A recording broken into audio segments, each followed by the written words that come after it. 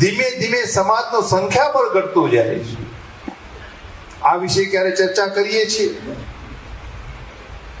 તમારી કારોબારી કે જનરલ મીટિંગની અંદર પણ હું માનું છું સાહેબ ત્યાં સુધી આની ચર્ચા નહીં થઈ હોય.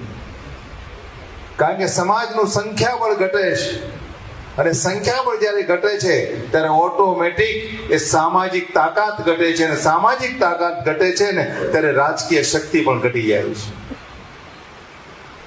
રાજકીય શક્તિ ઘટે એટલે ઓટોમેટિક તમારી સનાતની શક્તિ ઘટે અને ધીમે ધીમે ધીમે તમે તમારા અસ્તિત્વ માટે પણ લડવું પડે એ પરિસ્થિતિનું નિર્માણ થાય છે. ભ્રૂણ હત્યાનું દૂષણ આપણા સમાજની અંદર ઘણું મોટું ચાલ્યું. ધીમે ધીમે જાગૃત આવી તો ભ્રૂણ હત્યા બંધ થઈ. તો એક નવો જે ટ્રેન્ડ જે ચાલુ થયો છે, વન ચાઇલ્ડનો ટ્રેન્ડ ચાલુ થયો. વન ચાઇલ્ડ અને ઘણા વળી પરિવારો તો જેટલા સોફિસ્ટિક બન્યા છે એની અંદર હવે નો ચાઇલ્ડનો ટ્રેન્ડ ચાલુ થયો છે. No child.